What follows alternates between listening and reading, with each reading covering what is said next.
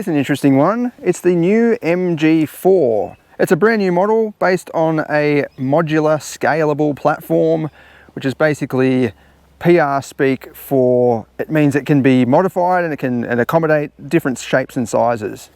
It also takes on a brand new design language, which is, I don't know, it's not really a hatchback, it's not really a station wagon, it's not really an SUV, but it's kind of a mixture of all of them, with the boot lip that extends out, but then it's got a long extended roofline. It definitely looks distinctive, and in my opinion, it does look like an EV. It doesn't look like, you know, this is a conventional hatchback. It does sort of scream that it is a eco-focused car. That's not necessarily a bad thing, I guess, because it is an eco car. I like the front end. It kind of looks like the modern Lotus models that are coming out. It's also got a bit of Corvette Stingray maybe a little bit in there, just with the headlights and the way the bonnet curves around. But yeah, it's a very interesting new model. I've heard a lot of good things about it, including from in Australia and overseas. It's also the second cheapest or second most affordable EV on sale in Australia at the moment, behind the BYD Dolphin. 3 models are going on sale in Australia, including the base model, which is what this is. It features a 51 kilowatt hour battery, offering a range of 350 kilometers according to the WLTP standards. Even though it is the base model, it does come with alloy wheels. They're 17 inches. They're kind of like aero style wheels with 215/50 Continental tyres on it. And then inside, it's actually not too bad at all. Considering this is the base shitter, it's actually quite nicely presented. It is a bit monotone, there's a lot of black, but you still get a wireless charging pad there and a digital gauge cluster. In terms of space, it's about the same size as a Corolla, but yeah, you've got plenty of headroom. I think it's sort of at the bigger end of the Corolla segment. It's more like a Kia Cerato, or maybe even a bit bigger than that. It definitely feels spacious with just the way the dashboard is laid out. The only thing I don't like is this protruding diver's platform that hangs out here. I don't quite get it.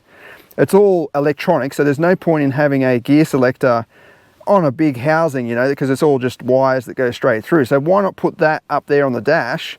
Then you've got a nice free space. You could even have some drawers or something coming out of there. But the other bad thing is it conceals the charging ports underneath. So you wouldn't even know they're there unless you poked your head around and had a look.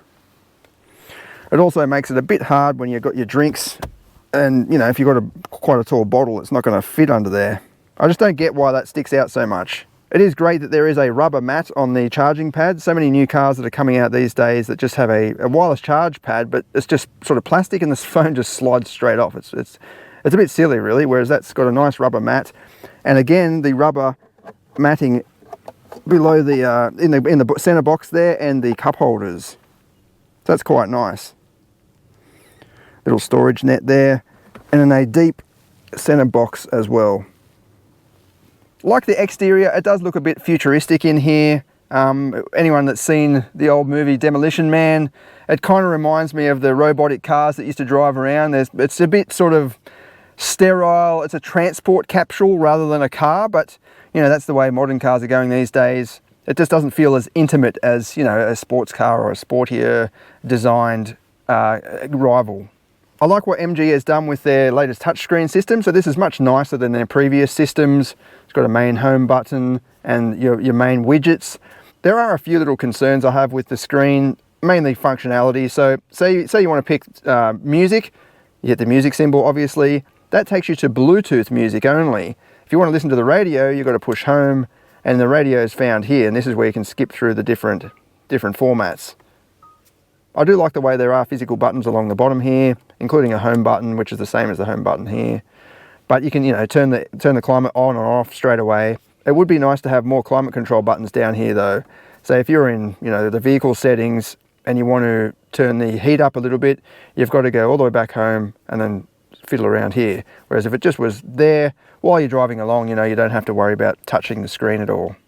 The other minor issue I have is with this little gauge cluster. I don't mind the actual screen. It kind of reminds me of the Polestar 2 a little bit, in that it's just simple. It shows you the information that you want. It doesn't show you too much, but it just looks neat and tidy. But it is very bright, to the point where last night I was driving it and I had to put my hand on top of the steering wheel to try and sort of block some of the light coming through.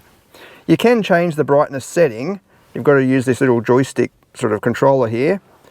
And you can go into the menu, go across to brightness level, but I find it doesn't go down enough. That's as far as it goes. It should go one more level down, because it is, yeah, it's just too bright for my liking. Whereas this screen, you can actually turn down the brightness even more. So this goes quite dim, and that's nice. So it's not too bright and doesn't totally light up the whole cabin as you're driving along.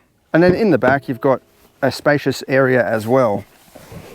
So that's good. Leg room. My knees aren't even touching the seat there, and the floor is almost completely flat. You've also got a USB port and quite a big little storage pocket in the back too. Headroom is really good thanks to that extended roof line, and then visibility out the back is a little bit confined due to the way it sort of folds down really quickly. These headrests probably don't help either. This being the base model, it does not come with a center armrest in the middle. But yeah, it all feels pretty good. I like the way it's got different textures. It is all scratchy plastic, but it's at least broken up a bit with some different textures. And it's got fake sort of leathery vinyl stuff on the armrest of the door. And then up at the back, you've got a decent boot there. 363 litres. It's about on par with a small hatchback. And then under the bonnet, we have no, there's nothing under the bonnet. It's just all the aircon and steering components, and the battery and so on. But there is a 125 kilowatt motor at the rear axle, and then all of the battery system is under the floor of the car.